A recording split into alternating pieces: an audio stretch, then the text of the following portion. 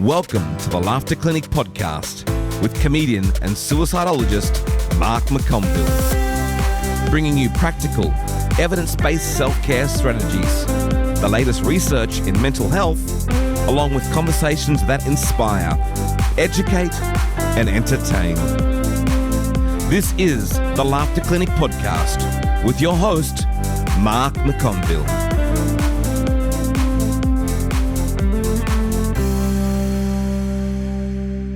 Welcome to the Laughter Clinic podcast, the one and only Ashley Fils-Aime.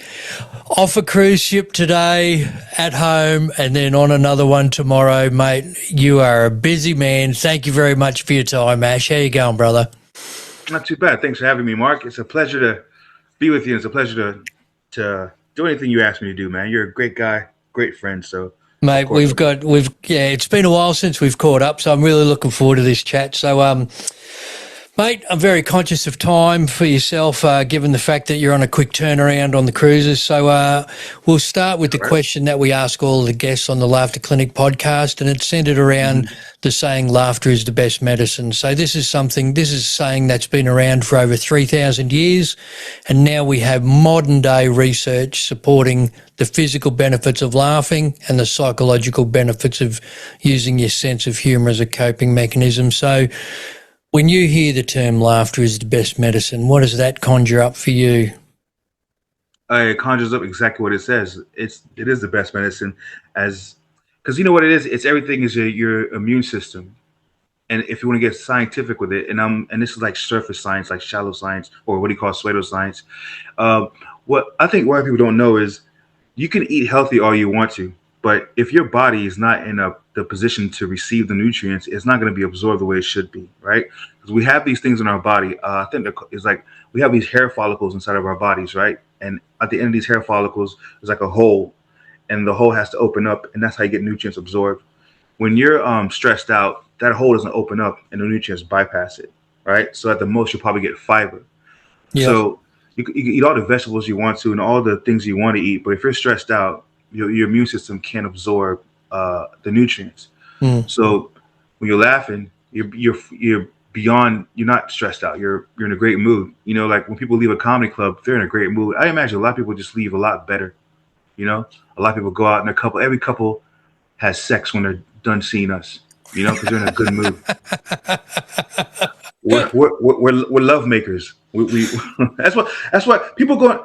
Think about how many times have you been doing a comedy show, Mark? You're a comic, you know, and it's like a whole bunch of first dates because the guy doesn't know how to talk. Oh, like, I think going to a comedy club is a cracking idea for a first date. It is. And when you're on stage, you can tell which of them are going to have a second date because they're the tables where one of them is laughing their ass off and the other one's sitting there going, "Really? You think this is funny?" Yeah, it's a great way to know that person, like what they're laughing at. Or it's, you know, so laughter, and that's medicine, because medicine is supposed to build your immune system, and anything that builds your immune system is medicine. It doesn't have to be something physical. It could be something mental that can cause an internal reaction. Yeah, so, man. And there's actually there's a lot of scientific research to support that in relation to boosting the immune system. So you're spot on there, mate. You're absolutely spot on. I know that you were born in Haiti, but I didn't realize it was Miami, Florida, that you actually were raised and grew up there. And that's where you started stand-up when you're 18, is in Miami? Yeah, man. You've done your research, man. Yeah. Yeah. Okay. Well, what happened is I was born in Brooklyn, but I was raised in Haiti because when my mom was pregnant, right before she had the baby, she flew to Haiti. She flew from Haiti to New York, had me on American soil, then flew right back to I was an American citizen. Then flew right back to Haiti. And then raised and when she had enough money, she flew back to America. And then I was already a citizen, so by law they had to let her in because she had 5. I'm the youngest of 5 kids, and she did this 5 times. So was developing your sense of humour was that a survival mechanism, mate, when you were growing up? Yeah, it was. Well, it was a survival mechanism, not with the family, but with the students. You see, what happened was when you're younger, when kids can be very cruel because they don't know any other way other than to be honest. And then when they find out they can get a reaction from you from the cruelty, some of them they love that feeling and they become bullies, and some of them they could see that they're doing damage and they divert. My problem was African Americans were the ones who really went after me because I looked like them, but I didn't sound like them. So it Okay. was a series of bullying, a series of yeah, they just really bullied me, and they could, and it was really bad. And a lot of people, one person who beat me up became famous, and someone else who jumped me became famous as well. I felt like, growing up, like, man, if you beat me up, there's a possibility you might make it in life because like these cats are adults now. One of them, like they would do something called jumping. Like they would wait for you to get off the bus. This happened to me like 4 times. I got off the bus and I'm walking home, and then they'll wait for you right before you get into your yard, and they all come and they just start pounding on you. Like it was, you could see it coming because like the students will go in different. They will go like different directions. I remember one time I almost made it home. I opened the gate, and before I can get into my yard, they start jumping me. And my stupid ass dog is sitting there barking from the gate. Roof, roof, roof, my bitch, come outside. The gate's open. Come outside. Like, roof, roof, roof. Like what a coward. Because he knew he knew he wasn't allowed to leave the gate, but he would do it every night when we were falling asleep. I'm like, bitch, I know you do this out when we're sleeping. I need you to come help me. And he's like barking through the gate, and these kids are jumping me, and they left and they ran away. One time, my neighbors, my dad didn't like my neighbors. My neighbors, the two brothers, they jumped the gate and started beating me up. And my dad was so upset, he took them to court. But my dad fucked up. Yeah, he took them to court. So when we went to but my dog actually got involved in because they were in my yard and they ran away. But my dad fucked up because when when I went to court, the lawyer goes, "Okay, I want to talk to you, young man." I go, "Yeah." I go, "What's up, man?" He goes, "So they punched you and kicked you in the face." I go, "No, they didn't do that." He goes, "They punched you and kicked you in the face, right?" I'm like, "No, I didn't do that." He didn't do that. He goes, "Okay." Then he went and talked to my dad, and my dad just shook his head. And then as I walked away, I heard the lawyer go, At least you taught him to tell the truth." Wow, how's that? And so what year, what decade are we talking, Nate? What? I was like, man, I got beat up since I was So was that the 80s? No, that was like the early 80s. Like the 80s was like, yeah, I got beat up a lot in the 80s. I want to say like between 1989, 1991. Because I remember 1994, I went to high school, and that kind of stopped. Because I that's when I learned how to become a clown. Like I started noticing that when I would make people laugh by making fun of myself first, then people would laugh and they would leave me alone. And it came to a point where and indirectly I did this every year. I made it a point to be the class clown because I don't want to get beat up by anybody else, and I want to be protected by people. So the comedy came from two things. It was a defense mechanism, and then when I got home, my older brothers and sisters would only give me attention when I made them laugh. So much so to the point where like every Friday night they would get around me, and I would do skits, and I would impersonate all of them. Every Friday night I would do this, and they were like, "Oh, let's Ashley's getting ready to do his skits or whatever it is," and I would just impersonate my dad. I would impersonate my dad beat me up. I would impersonate my dad beating them up, and I would impersonate their reactions. And it was really, if you think about it, it's pretty traumatizing. But it's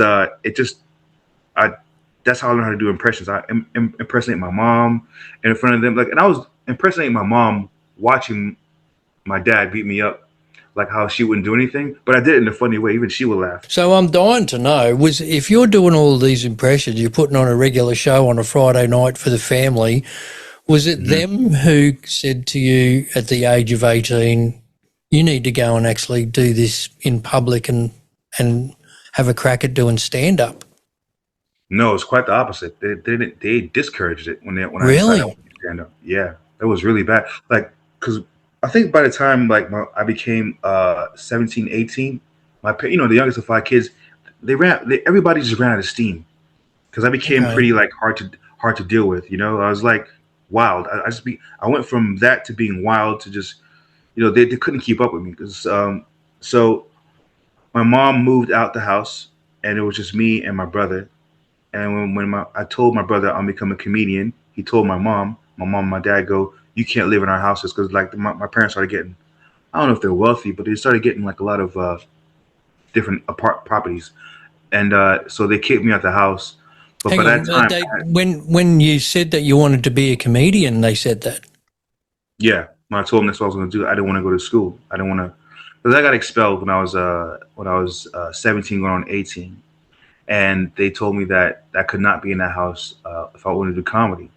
But here's what happened. I feel like I've always been protected by God, because what happened was when they kicked me out the house originally, I had just gotten off a cruise ship as a passenger, Hmm. and on the cruise ship, they were doing a karaoke night, and it was my turn to sing, and I remember it was my a Michael Jackson song called "You're Not Alone," and I was making my own parody of it, and I had everybody laughing, except for this one lady in the back who kept staring at me, and I'm like, why is she not laughing? And this cruise didn't go anywhere; just went out for 3 hours and came back, right?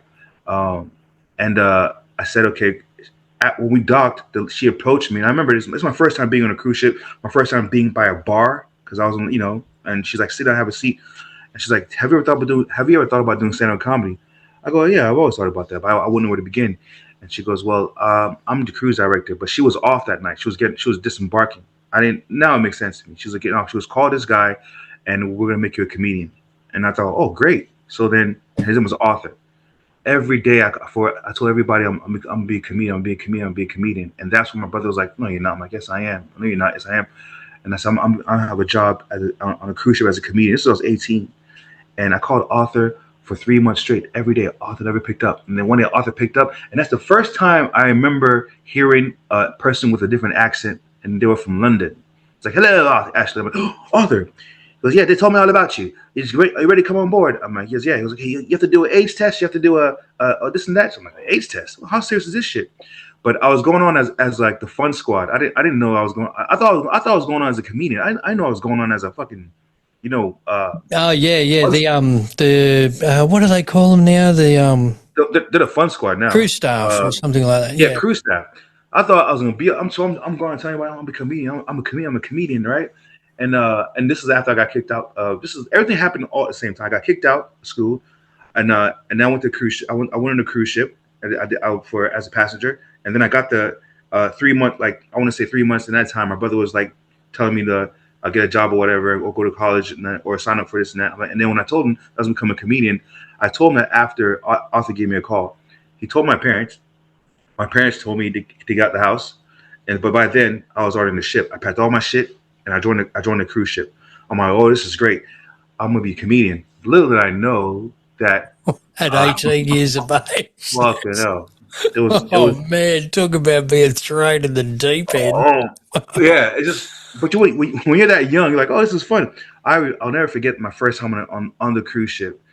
Like, okay, here's your cabin. I had a nice cabin, and they go, okay, they're having breakfast up there. I go, oh, yeah, no problem. And I went, and I remember just this place full of all these options of food. I was like, oh my gosh, I've seen buffets, but I've never seen a buffet like this. And I go, how much is that? It goes, no, it's for free. It's for everybody. It's free for all the staff. I go, it's so. I remember eating, and I eat a lot now, but back then I ate so much. I was eating, and the ship didn't sail yet. I didn't feel the ship, and I started eating. I ate all this food, and then we started sailing.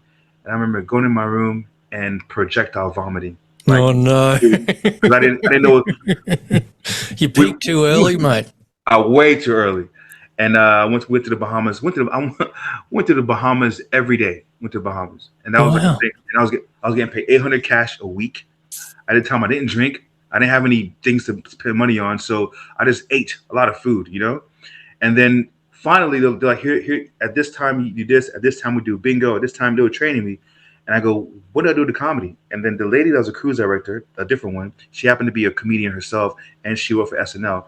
And she's like, we've never done this before with anybody. We never just brought anybody on to be a comedian, but we like you, and so we're gonna write you a script. How about you write a script? So I wrote a script, and it was terrible. I was saying stupid shit. How long did they want you to do? 5 minutes. 5 minutes, okay. I remember I said 5 minutes. She says, want you to do 5 minutes. I go, 5 minutes? That's too short. She goes, listen, kid. She's from New York too. Linda Kornowski, that's her name. I've been trying to find her for a long time, but I think she's probably passed away. She's pretty old anyway. She goes, listen, kid, 3 minutes is a long time on stage. All right. If I talk to you for 3 minutes now, no one's laughing. It's a long time. And I just took her word for it. 3 minutes is a long time on stage. She goes, comedy is about a message. What's your message? I'm like, what the fuck? Message? I just want to tell dick jokes. But okay. You had to be clean too. You're only 18. Yeah, I'm only 18. Like, so she wrote me a script. I mean, I wrote my own script, and it was full of fat, full of fat. Nothing about. I was saying stupid shit like I grew up in a rough. I mean, I got it from the book. I grew up in a rough part of Wall Street. The rough part of New York, Wall Street. Pause, no laugh. And then she was. I was like, I had four older sisters. I mean, I had to wear hand-me-downs, but the problem was I had four older sisters. And then I ended with the cheesiest. I had the cheesiest closing in the world. She's just talking about. I already talking about. Just talking about right now makes me cringe. I did this Michael Jackson impersonation, and I had the DJ play "Smooth Criminal," right? And I told the crowd, "Hey, I'll be right back. I think something's wrong with Annie. What the fuck?" So I ran backstage, and I took a whole bunch of powder. And I put it all over my body. Oh, First of no. all, it's their fault for letting me do this. They're like, yeah, go out there and do it. Smoke will come out, and I just do this crazy Michael Jackson impersonation, and then I'll pause. I'll pause the music. I'm breathing. No one's clapping, right? And they're all just staring at me. I remember this one guy. He's a cop. Goes, I should arrest you. I'm like, a passenger. It's like, you know how you wait for someone to tell you good job. It's like, nah, I should have arrested you. Oh, God. So did you go? um, So did you go straight from doing that to doing open mics like on land in comedy clubs and stuff? Well, that's what happened. One day I had a show. I thought it was at 8 o'clock, but the show was at 7:15. So I'm upstairs playing drums with the band, and I'm singing Stevie Wonder's "I Just Called to Say I just," like having a grand old time, thinking, "Man, I'm gonna have a show tonight. It's gonna be great." And then I walk downstairs, and I hear the other comedian doing his song, his show. Like as I'm walking, I'm like, "What the fuck?" And you know what song triggers me? Oh my darling, knock 3 times on the ceiling if you want me. Because that was the his closing bit. song. That was the closing bit. And what the fuck's he doing? Twice on the pipe. And then he gets on stage. He goes, I'll never forget his English accent. He goes, mate, you're fired. I go, what the fuck? He goes, the show was an hour ago. We couldn't find you, so I had to go and do your show for you. You're fired, mate. No. Like, oh my gosh. Oh, But no. to be fair, he was just like this 50-year-old guy dating this like 19-year-old girl, and this 19-year-old girl, I guess he was intimidated by me or some shit like that, you know. So he just like fired me. He wanted a reason to fire me. The lady Linda Kornowski was signing off, so she couldn't save me. She's like, I can't do anything for you. So I thought my career was over.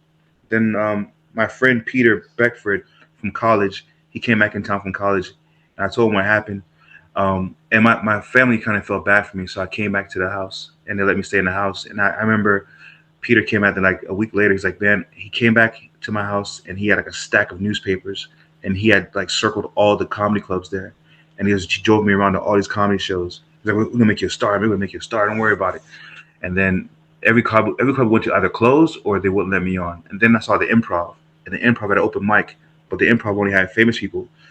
I go, let's just try this one. And that was the last piece we tried. And they go, hey man, we have an open mic. You want to come on Monday? I go, yeah, cool. So then, long story short, I went to Peter's house. I wrote my first bit that I wanted to say about myself because I didn't have to be clean. And my first proper show was a competition against 15 other comedians, and I beat everybody on my first try. Wow. And that's when I knew there was something there. But then when that's when they said, you're still gonna do this comedy thing, they go, yeah, well, you can't do that in this house. But at that time, I already had a car, and I lived in my car, a car that they were trying to repossess it because I kept hiding it. They couldn't find it for like a good 4 months. Idiots. I put my mom's old address, right? And so like my mom was pretty cool, like because my mom had a house around the corner, right? So they would go there late at night, waking her up trying to find the car. And instead of her telling what the car is, she would just call me and say, you need to make a payment on that car. I'm like, because what it was at nighttime, I worked at the comedy club. In the daytime, I worked at the comedy club, but at nighttime, I slept in my car in the garage. That's nuts, man. So where's that come from your parents in relation to them giving you that ultimatum in relation to doing comedy? Is that because, like, did all your older brothers have, you know, careers, academics, you know, big pipe and were you, you know, expected to follow in their footsteps type of thing? Is that where that came from, do you reckon? Yeah, you know, of course, because it's a strict Caribbean upbringing, it's a Haitian upbringing. But you know, the thing is, when my dad was around, I had no freedom to do anything. I had no freedom at all. I would have to get permission to go outside to get the mail. It was that strict, and I wasn't allowed to have any friends. My dad was so strict with me. So by the time he ran out of steam and just gave up, I went wild. I had all this freedom, You know, like by the time I turned like 17, 18, he doesn't have it in him anymore to focus on me. Nobody did. So I went wild. But the most they could do is kick me out. So to me, them kicking me out, it was In your mind, they were doing you a favour. yeah, they'll do me a huge favor. I know I have more freedom. Now I know there's no consequences to my actions other than my own consequences that I suffer. When I'm bored, that I suffer some consequences, but they weren't there to tell me what to do. So I know people say it sounds cruel, but to me, it was probably it was such a great freedom. I could do whatever I wanted to do, and I had, I don't know. I guess when you're a kid, you don't have any fear because you don't know what life is about really. Would I do this shit now? No. If I was this age, would I start comedy now? Absolutely not. But when you're that young, you just have no fear. It just happened to work out. So how old were you when, like, 18 cruise ship, 18 years old on the cruise ship? So when you went onto the land and you won that competition, how old were you then? I was still 18. Oh, really? That had all happened in the space of that year? Yeah. I was only on the ship for 3 months, and I just turned 18. I was on the ship for 3 months, and then I started doing the comedy on the cruise on every night, every Monday. I would do the open mic, and I would win it. And it was like a thing, and I became a staple there. And then what happened was I ended up getting a job downstairs at this place called Alien Cafe, right? A virtual cafe. It was like an alien place, and I had to get in because it was close to the Improv. First, before I got the job at the Improv, I was just trying to get close to the Improv, and I forgot this part. And I had to work as alien costume in the hot sun, handing out flyers for people to have free virtual burgers on us. It was a really crazy thing. But I told the people that worked there that I want to do comedy. They want to do comedy, and hey, how about you do the people who have no idea how to put a comedy show on? They go, we're having our annual dinner. You should do comedy with us. I didn't even have 5 minutes, but in your head, I'm just doing comedy. Yeah. And then so they made me wear a costume. I had 2 horns. Remember that that fucking Jamiroquai looking guy who? Yes. I had one of those on, right? And it gets worse. There's a buffet, right? People are having a buffet. You know what a stage is? My feet are right under the chicken, like right over the buffet area. And I'm talking to people as they're like in the line getting the buffet. And I'm like, man, this is bullshit. And I cursed. Get him off. Like, oh, fuck. Sorry. And then they fired me from the job. I went upstairs and I told them what happened in the Improv. And the manager thought it was so funny. He goes, why don't you just work here? I can work here. He goes, yeah. And so he got me a job at telemarketing in the daytime and then running food at night. And then I would get spots here and there. And then one day I was performing there, and Pablo Francisco happened to come in town early. And then he was like saying, "Who's that kid?" Because he was wondering why I was always around. And he told me that they were just, they were talking shit about me, and like they had me around because like I was a joke to them, but they just they like me, and they just keep me around. Like the managers were that way, There was one time there was a manager, that Jewish manager. His name is Stan something, I forgot his name. I remember some white comic had said a black comic threatened her. So I'm backstage. I'm in the kitchen getting ready, and I was putting some calamari together for the next passenger. And he came and he just whispered in my ear. He goes, "If you ever threaten any of my employees again, I'll fucking have you arrested," or some shit like that. I go, "What?" And then he like drugged me by my shirt all the way from the kitchen all the way to the front. And mind you, in the front bar, there's a whole line of people. This is the Improv, very classy place. And everybody's staring at me. Mind you, I got like shit on me. I'm like, what the fuck? And then she looks at me. She goes, "Oh no, it's not him, right?" And then he goes, "Oh, okay." And then he sent me back to the kitchen. He never apologized. They used to call me nigger and shit. Look, the thing is that when you're that young, I didn't care. I felt like this was part of paying your dues. I'm like, as long as they let me perform, they could do it. They could treat me however they want to treat me. And Pablo picked up on that, and he didn't like that because they were talking shit about me to him. He was like, "Man," and Pablo goes, "Hey man, I want you to give me a call." I'm like, "Oh shit, this is Pablo Francisco." So I gave him a call. He's like, come to my hotel and talk. I go, this the Hollywood gay shit I keep hearing about. So I don't want to give him my ass or nothing like that, but I'll go meet him. We started talking. He's like, "Man," he's the one that told me. He's like, "Man, they're talking shit about you. They're calling you the N-word, this and that, and they keep you around." He goes, "Here's what we're gonna do. We're gonna spank him." I go, "What do you mean we're gonna spank him?" He goes, "We're gonna spank him. I want you to tell them Robert Hartman, which is like the owner of all the improvs, wants to sign you. He doesn't want to sign you, but I'll back it up for you." I go, "What?" He goes, "Just trust me, just do it." But every so often he'd go to the bathroom. And at the time I didn't know what he was doing. I know what it is now. And he'd come back. I'm like, okay, cool. So I had a big joint in my car, and I didn't want him to know I smoked weed, but he's in the bathroom doing whatever he's doing. So we're both hiding our narcotics from each other and shit. Yeah. So And the next day I went to the improv. I'm like, hey, Robert Hart wants to sign me, and everybody's like, what? And things started shifting around. And then he came in. He said, give him a guest spot. And then I did a guest spot. And then he goes, man, this kid's funny. And then I want to say about maybe 4.5 months later, he flew me to LA, and I moved in with him. I started living with him, and I never turned around. So between 18 and 19, I just shifted from the cruise ship, being homeless in the car, and then next thing you know, moving all the way to Los Angeles, living in this big ass house. And that's where Wow. all the problems and education and the fun times and the crazy times and the suicidal times, everything began. And that's when my life just shifted. That's So crazy, man. So was that, yeah, like I know with a lot of comics, I ask about how, was there a moment, like was there a turning point early on in your career where you go, that kind of reaffirms your decision to wanting to be a comedian? And clearly, this has got to be it for you, surely. yeah, of course. Of course. It was life changing.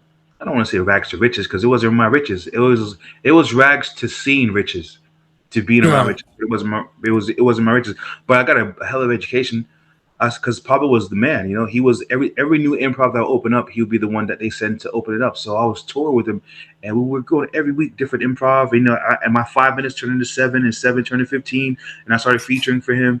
Because it was first guest spots, and then guest spots turned into feature spots, and then me and him started doing like writing skits together, and it became this thing where I became his guy, and I started getting all this popularity.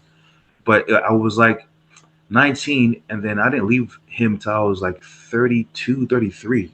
So I don't know how long that is. Maybe 11 something Is years. It that was is that when you came over Australia. here to Australia? So what was the driver for you to pull the pin on what was obviously going all right over there and turning Melbourne, Australia into home? We were both heavy into drugs, and I was into it only because he was into it and had to keep up with this guy. Because it wasn't like it was my choice, but it wasn't something that I did because I did because it was always around. Mm. What people don't understand is when you do drugs, you make terrible decisions, and then with drugs you come down, and the longer you do the drugs for, the harder the come down is, and then the more powerful the drug is, the more powerful the come down is. And the come down is probably the most scariest part because that's when that's when the suicidal thoughts begin. So to divert that, you sleep, and then you wake up, and then you do drugs again, so you don't have to think about that. So you just avoid that shit. A I think vicious when meth cycle, hit, isn't it? yeah, it was coke. Coke turned to meth. Coke turned to ecstasy. Ecstasy turned to meth. And thank God he was afraid of needles. He's like, don't ever bring heroin in this house. If I ever see you doing heroin, I'm like, motherfucker, like, why are you telling me this shit for? You're the one who fucking you're controlling this fucking narcotic fiasco that we've been on for over a decade now. So I thank God he never did heroin because then I'd probably be doing that shit too. Mm. But I think when then meth came in the picture, the come down was so outrageous. Like it just it's just the worst thing you can do is to your body. I think as far as like thoughts, you have all these thoughts in your head. You think everyone's after you. You think everyone's talking about you. You hear footsteps. I mean, he has a big house, and then sometimes he'll leave the house, and I'm sitting there in the house by myself in this big house. I turn all the lights off. I think every car is coming to get. I think every car outside is a car coming to get me. I'm by the window looking at. It's like full on. It's horrific. It was horrific, and then you start all over again because you want to escape that. So this was a vicious cycle that happened for about uh, 11 years. And then we would tour together all the time. And then I tried to leave the tour several times. And then there were things that he was doing to facilitate for me to come back to him without saying too much. So I knew for me to leave, I had to either do something to, like, I don't know. Oh, and there was a slight opportunity where Eddie Murphy's, one of Eddie Murphy's writers uh, saw me and he filmed me, and he sent Eddie the tape, and he goes, Eddie wants to meet you, and it was right before then we came to Australia. So in the back of my mind, I'm like, you know what, I'm gonna fucking meet Eddie, and I'm gonna fucking leave, Then I came to Australia, and see, on tours overseas, there's no drugs involved because that's you can't take that type of chance, Mm. right? So you you're level headed. So I got my thoughts together. Then I came to the Melbourne 2009 in the Forum, and then Amani, right? She was in the front row of the Mm. show, and I met her. I tried to get her to come back to my hotel, but she didn't. You know, typical guy shit. And she's like, I don't do that. I'm like, yes, you do. Come on, it's me. And she's like, no, I don't do that. And I came back and I married her. Man, she's good. Um, so that, I saw she got me. But no, so I That's a hell of a reason to move countries, man. oh yeah. It was and I had to keep her a secret from him because he was in the thing where he would just ruin everything. It just became a very controlling relationship. I'm like, man, I told him, listen, I'm gonna go back to Australia for about a week. I'll be back in a week or 2 weeks. He's like, oh yeah, you should go experience that. So I packed all my stuff. I got Dan at the Comics Lounge to book me for a week to verify everything. Yep. I headlined, and I never came back. And I Wow. started a whole new life. And then I got deported, but I got told to leave, but I came back anyway. Again, second time around. You know what's crazy? It was when I was told to leave. I instead of going back to LA, go back to him. It would have been an easy thing. It would have been very easy to go. Okay, man. You know what? I'm back, and he would have took me in. But I said no. I'm going to do the right thing. So I went to my mom's house, and I stayed there, and they took me in, and he happened to be in Miami at the same time, and I just avoided him.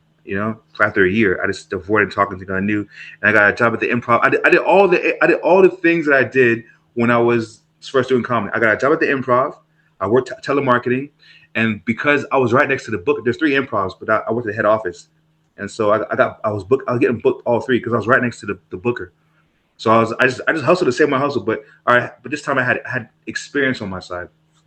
So for about a year, as I waited for the Australia to let me come back in, I came back, and man, it's just been great ever since. I've been back since 2014, and every year has just been more and more success and more success. Everything has problems but there's problems within the success. But man, it's just been great. Every year, it just gets better and better and better. I thank God for that. And now you're an Aussie. And now I'm Australian, mate. I got to tell you, I talked to Varner together about getting his citizenship, and oh man, he's so proud, and I'm sure you're the same. You know we're together, right? Sorry? Me and him were together. We had the same ceremony. Oh, did you really? No, I did not know that. Yeah, see, he's so selfish. He didn't tell you that, did he? But we're together. So me. Tell him I said that. You know what I started doing? I started telling him happy anniversary I did it for the first 2 years. I go, you know what? I'm not gonna be the first one that's happy anniversary. I'm gonna see if he says it. And this year this happened, he didn't say shit. I'm like, fuck that. I'm tired of being a nice guy. Like, because I thought it was a cool thing, but because it was during COVID and we couldn't have anybody there. Yeah, It just turns out that so I go like, oh fuck, you're here, and it was crazy. So we had the same ceremony. We both didn't know the song that we were singing, and I remember a humbling moment where this couple came up to us. Oh my God, can we get a picture? I'm like, oh, of course. And I look up and they're like with Yvonne. I'm like, yeah, shit. I'll take it. There you go. Same thing with Craig Coombs. Did Craig Coombs tell you that shit? No. We were in.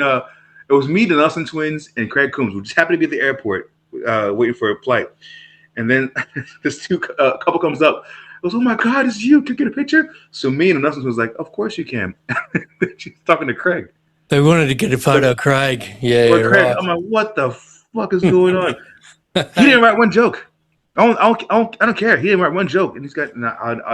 He always. I love that man. He's I don't know if you've seen, but he was actually the first guest that I had on the podcast, Craig. Really? Yeah. His episode is the first guest because I just thought it was incredibly poignant. When we talk about laughter being the best medicine, and here's a guy that was given 18 months to live back in 2012, and I spoke to him in August of 2025. It's a pretty incredible story. Yeah, man. I still have that shirt. That shirt laughter is the best medicine. Yeah. Hey, so when you're traveling around and because you've toured extensively around Australia, internationally as well, and I know that you're very attuned, you know, talking to audience members after the gigs and all this sort of stuff. Has there been a time that sticks out in your mind where someone's come up to you after a gig and just really told you about, you know, how much the show's meant, like they've been going through something full on and they really needed a laugh at that point? Like most comics have had that moment where someone's really laid it on you. Yeah, I've had it before, but 2 times stick out. One time when I was like 19 at the Improv, I did a show, and some lady came up to me and she goes, "Thank you so much. You made a manic depressant laugh." At the time, I didn't even know what a manic depressant was. I was like, "Oh, okay. I guess you have a disease or some shit." But I told my friends that, and they go, "That means that she's manic and she's always depressed." And you mean like, "Oh, I made someone depressed laugh." Craig Coombs is another one. He actually tattooed one of my jokes on his arm because I used to have a joke about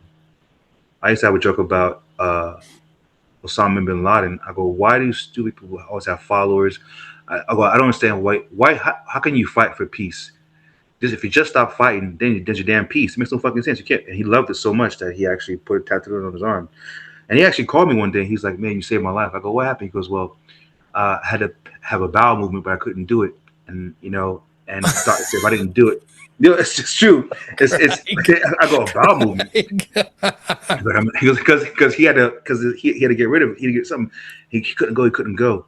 And he was like, "Man," and then he goes, I thought about what you said, and I said, "Just stop fighting, just let go." Because he's like, in his mind, he's like, I'm ready to let go. I'm like, as in, I'm gonna die. I'm gonna let go. Like, what? Oh fuck! And when I thought about the quote, fight, stop fighting, just your peace. I stopped fighting, and then all of a sudden I go, "Ooh, I gotta go." I go, "Thanks, man." So I helped you take a shit. I appreciate that. Hey, you know what? Whatever I can do. I make people feel good. I help people release their bowels. Yeah, well, there's a lot of rewards to being a comedian, I suppose. That's one of the underrated ones, maybe. It is. It's underrated. It's up there in my top compliments that I've gotten. Like people say I make you make me pee. Well, you know what? I make somebody shit. When I was talking with Pablo, there was a lady who ran up to him shaking. She goes, "You helped me You helped me stop myself from committing suicide." And she was shaking when she told him. And I was like, "Man, that's crazy." We had just finished doing the Jimmy Fallon show. And we're just walking in the streets, and I'm like, "Damn, that's what I recognize, man. Well, there is some kind of power in this." And recently, I just did and it's the third one I remember. Recently, I just did a show about a week and a half ago, and I could tell this lady wanted to unload on me, but because we're in passing, I just give her a thank you and a handshake. She shook my hand and she goes, "Thank you so much." And then as she starts to say, "I really needed to laugh," her voice started shaking. It's like, I really like, she's really like physically. I'm like, "Oh yes, this is one of those situations." But because I was walking and she was going to the bathroom, I said, "No, I looked. I look. The thing is, you have to look in their eyes when they're complimenting you. Mm. You have to make them know that you're seeing them, and you have to be sincere. Just can't like, "Oh, thanks," walk away. You say, everybody that tells you thank you, you look in their eyes, tell them thank you. You just don't take it for granted. Be grateful for it. Every time, and someone goes, Are you tired of hearing that?" I go, "I could never be tired of hearing somebody who appreciates my work so much that they're telling me that they appreciate my work. How can you ever get tired of that?" It's not. Exactly. It's not an ego thing. It's an appreciation thing because that's part of the what you're doing it for that reason. You're doing it to there's how it is for us. The reaction we get when we make people laugh is the feeling that we've had since we were kids, and what a blessing it is to be able to do that as a living. And to be able to, it kind of poisons. Like, yeah, you get compensated for it. You make money off of it. But I never did comedy for money. I never worried about the money. I just wanted to be. I just focus on just being funny and making them laugh. I always feel like, and if it has anything to do with my comedy, whether it's traveling, whether it's financial, whether it's anything at all, I'm so hyper focused. I think I have. My wife thinks I have ADHD, but everybody's wife thinks her husband has ADHD. So I don't know if it's a real thing or not. But I'm hyper focused on getting the job done properly. Like I'm focused. I'm thinking about. I like to know my schedule way ahead of time. I'm thinking about that day. I know if I eat something today, how it's going to affect me the next day. Everything is so meticulous. It's so. Some people might say it's over the top. You guys know, like, you guys make fun of me for having all these rituals before my show, but that's like a a discipline and a OCD that I'm okay with, because input and output, that's what it's about. If you're not having any input, your output's gonna suck. So my input is so strong that my output every time is, a 9 out of 10. Oh, your energy is amazing on stage, mate. Your energy is absolutely incredible, and it's infectious. And I love that. That's the type of comedy that I'm drawn to. That high energy storytelling. I love it. I absolutely love it. And I think it's cool that you've got those, idiosyncrasies and those rituals that you have before you want to go on stage and do that sort of stuff, because it kind of cements the fact that, okay, I've done this, and this. Now I'm ready to go.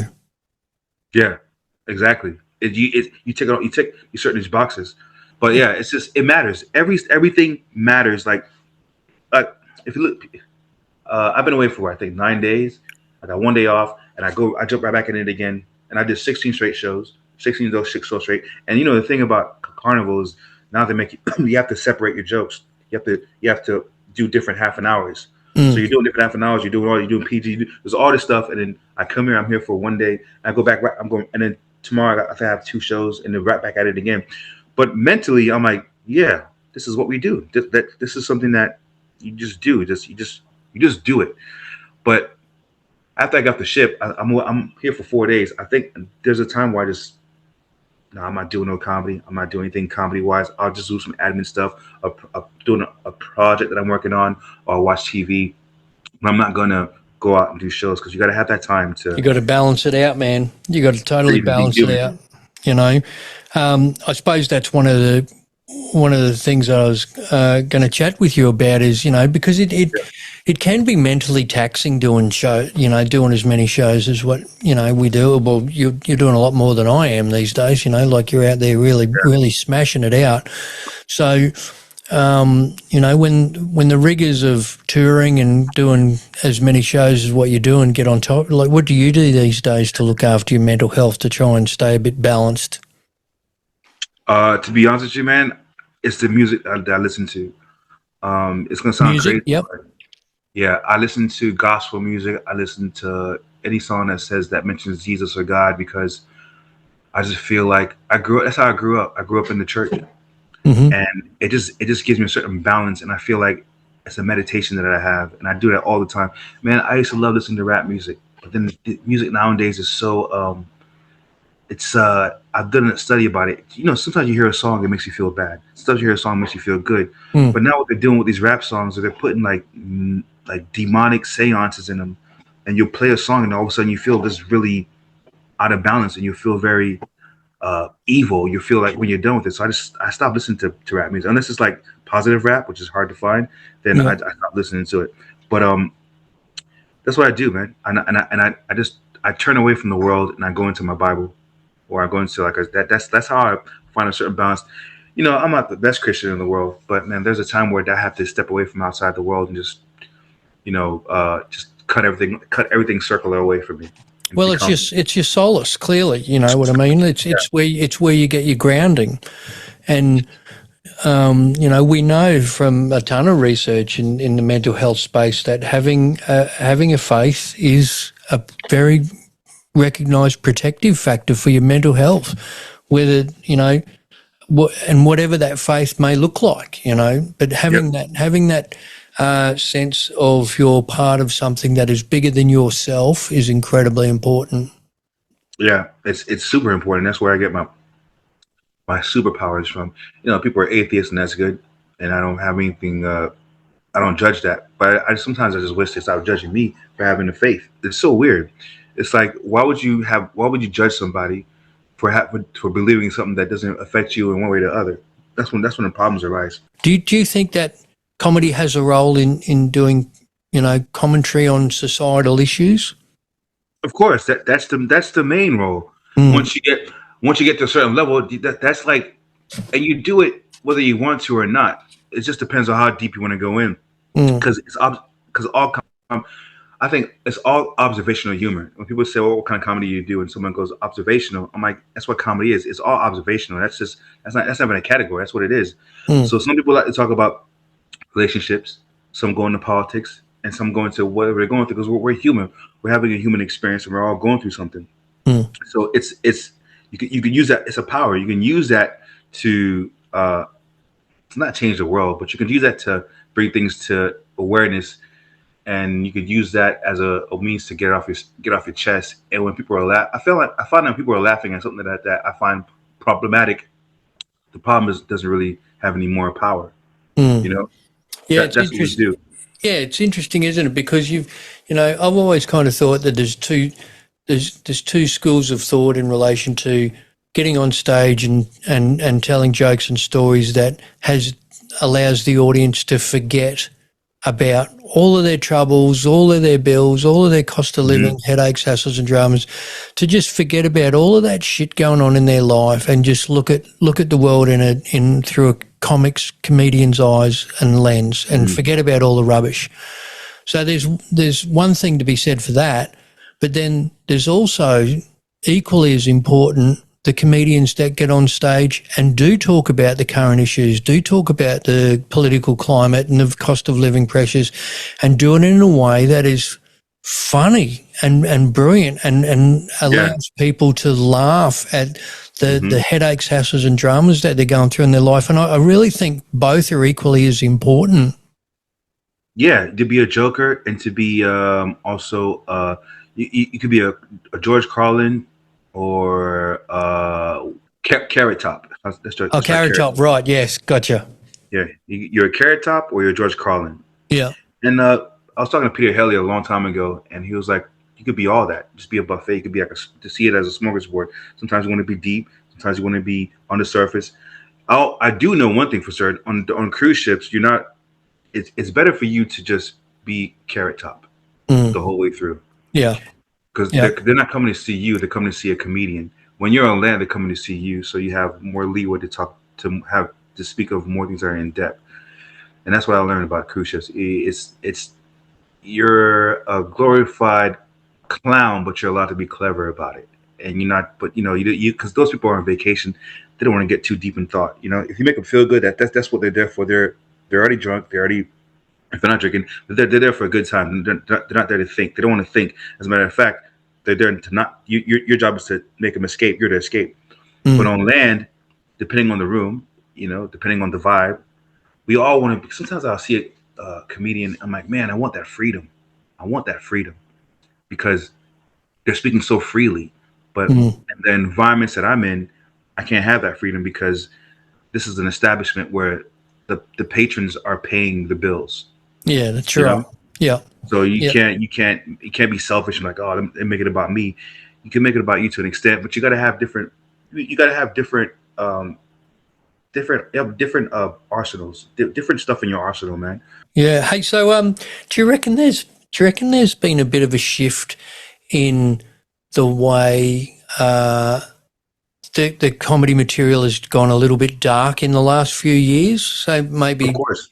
Post-COVID, and I was thinking about this the other day. Has the material that comedians are putting out getting a little bit dark? Is that a reflection on what the audience wants and the comedians are changing their material to give the audience what they want? Or do you think it's the comedians going dark and then the audience are just lapping it up because that's what the comedians are doing? Like, who's influencing who? Or is it just a big societal mix? That's a good question. I would say you would have to look at the success rate of that because you have a lot of comedians who are doing dark and it's just not working. It's turning the audience off. How many comedians are successful at being dark currently? And then if that's the majority, then there's a conscious shift in the matrix. But you have guys like Anthony Jeselnik who's dark, and I'm thinking of who else is dark. Is Jimmy Carr really dark? He's not dark. He's just dark, but in a way where he's an insult comic. Dark and clever, and then you've got like Bill Burr's very aggressive, driven. Yeah, Bill. Yeah, you got that. Mm-hmm. But at the same time, you look at the skill level that these guys have got, and it is next level. Yes. Okay. In that context, then yeah, I would say it's always the industry. And when I say the industry, I don't mean the comedians. I mean the people who run the platforms that comedians go on, whether it's television or Netflix. They've gotten lazy. Agencies, like, they've gotten so lazy. They don't want to invest in a comic for them to help them build an audience because of social media. They'll grab somebody who has a big social media presence, bring them in, and just feed off of their audience. And that person is not even a comic yet, but they're getting very big audiences. So now they think that they're a comedian. They're thrown into this world. And I've seen it work for a few comics, that actually put in the work. I've seen it work, but the majority of them are not comedians. So that is, and so what they're doing is they're doing what they call this is crowd work phenomenon that's going around that is really fucking up shows, especially for younger audiences. I've done some few colleges and even some places, and people are laughing at crowd work more than the actual jokes themselves because I've seen a lot of that. A lot of that. Yeah. And it's interesting seeing open micers, they got 5 minutes on stage and they're doing crowd work for 3 minutes of it. And it's just like, whatever happened to the, honing your craft, getting your 5 minutes, smacking them around, 10, building that to 10, build that to 20. Nah, it's not about that. It's not. They're just trying to get famous. And here's the thing: I can't judge them for that because when I first started doing comedy, I was just trying to get famous too. I didn't care about the money, but I wanted the fame so I can do more comedy. I didn't have an avenue to do that. The only avenue was to be funny. However, if I was a comedian in this day and age, I have the same attitude. So that's what they're doing. They're filming these sets and they're seeing what's working. They see like Matt Rife, they see people do crowd work, they see him blowing like, oh, I'll just do crowd work, and they think crowd work is the way to do it. And even some professional comics who are getting press. I got friends who think crowd work is the way to go, and you can't crowd work your way out of a show every time. You got crowd. You should only do crowd work if you have your bullets lined up. You know what I'm saying? Oh, you've got to have a backup. You've got to have an arsenal of material to back yourself up, Yeah. And I see the appeal in doing because, mostly when I do crowd work, it's when I'm emceeing a show, to create a vibe in the room and make it, because as you know, when you come out onto stage as an act, you're coming out to an audience. When you're coming out as an MC, you're coming out to 300 strangers in a room. It's your job to turn them into an audience.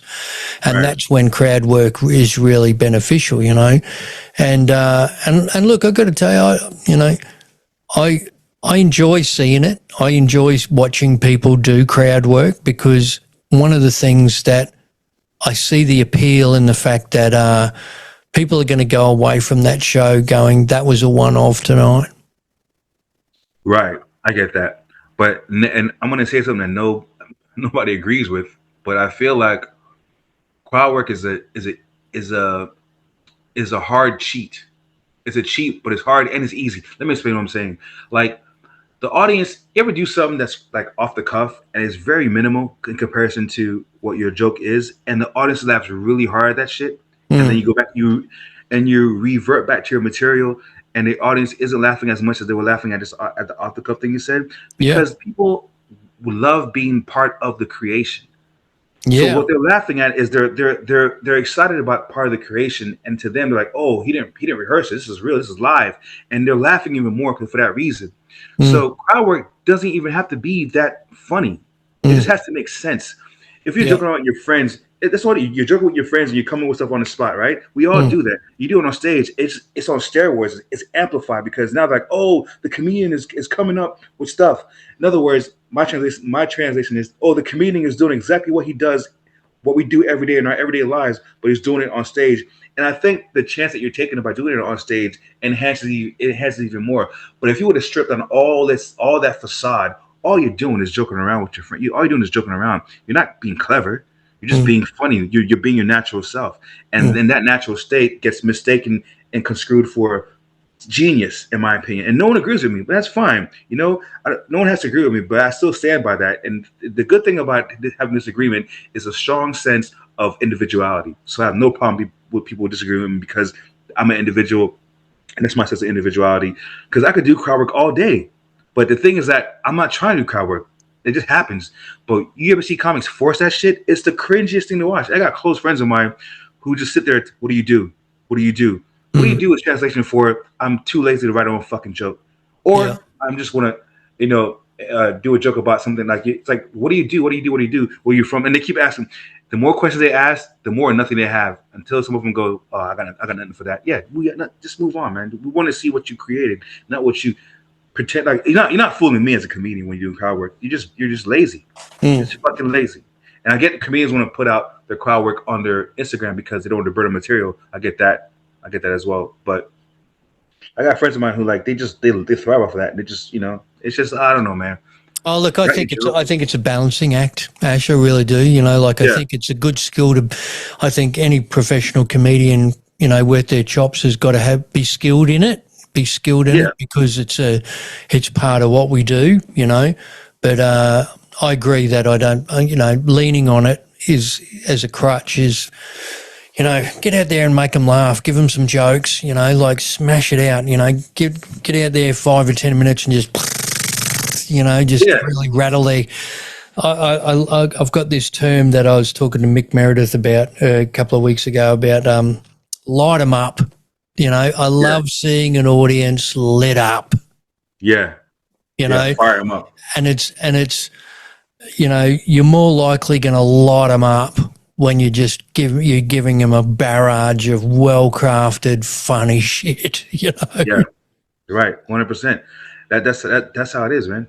Hey, listen, Ash, we're going to time's running away from me here, so I want to let's finish it up with the feel good 5. Now, these are questions that you they don't have to be, one word answers. Answers can be as short or as long as you like, mate. But this is your feel good 5. So the first one is, what makes you happy? Getting up in the morning, early in the morning after a good show. That makes me really happy. Early riser. Early riser. Well, I'm not early riser, but just getting up in the morning and just knowing that I can do anything I want, choice wise. Yeah, nice. I love getting up. When I get up, it's just like, what am I gonna do today? Yeah. That's one of the freedoms about being a comedian, isn't it? That getting up in the morning, knowing that you've had a cracking show the night before, and your day is whatever you want it to be. Yeah, but I think what is freedom. That makes me happy. Freedom makes me happy. Cool. Second one is, what are you grateful for, mate, today? I'm grateful for having a career. I'm grateful for being able to provide. I'm grateful for having a career. That's it takes care of everything else. And I'm grateful for life, loving partner, a roof over my head, just the basics. I'm so grateful for that, and I'm able to maintain that. Yeah, nice. Yeah, sometimes it's good to remind ourselves how good we got it, isn't it? Yeah. Third one, what are you looking forward to, mate? What's coming up? I'm looking forward to performing some more. I'm looking forward to a project that I'm working on that I can't speak about it yet, but I'm looking forward to that materializing in 2026 or 2020, maybe 2027. Yeah, cool. Yeah. Nice. Watch this space. Yeah, watch the space. Speaking of which, if people want to follow you, Ash, what's the best platform for them to follow you on? Is it Instagram, Facebook? Or is it your website? Yes. You can follow me on Instagram at Ash the Comic 1. That's ASHTHECOMIC1. And the reason that is because there's another person called Ash the Comic. Motherfucker only has like 4 followers, not even a comedian. Just took my name. Well, mate, I'll make sure that I put the correct one in the show notes for you. I got a blue tick next to my name, so yeah. Nice one.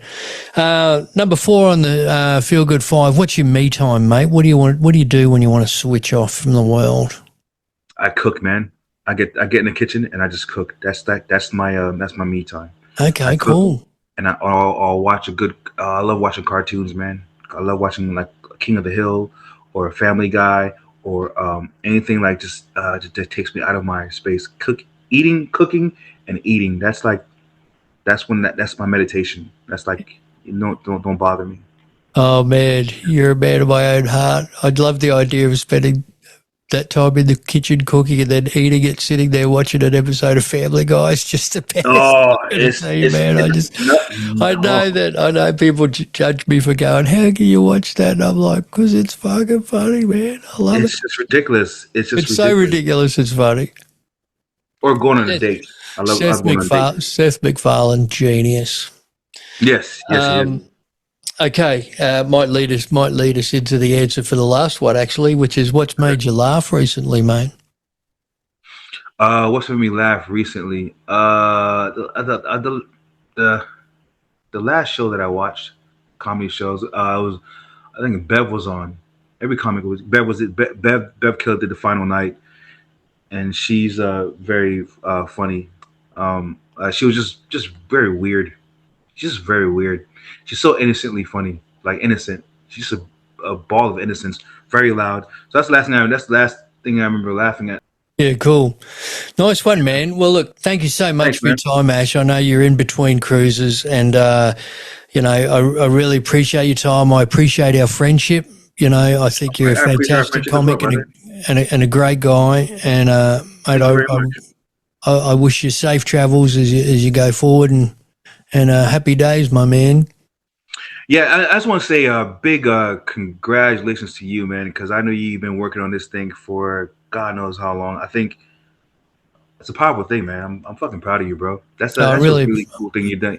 I watch, and I wasn't every day, but every time I see you, you're always working on it. You work on it. So I'm looking in the background here, and I see the Laughter Clinic. I'm like, man, I remember when this guy was just like on the ship talking about whales coming in the ocean and still talking about salty, and then under the same breath trying to get this done as well. And look at you now, bro.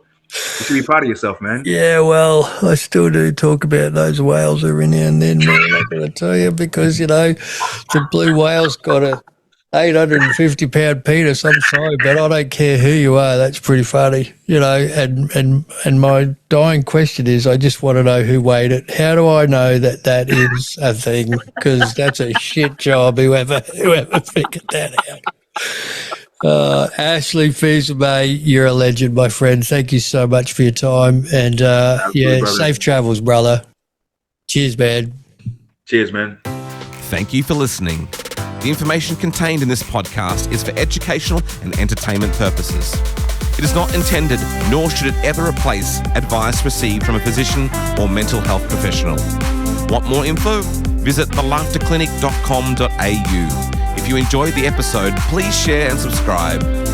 Thanks again for listening to the Laughter Clinic podcast with your host, Mark McConville.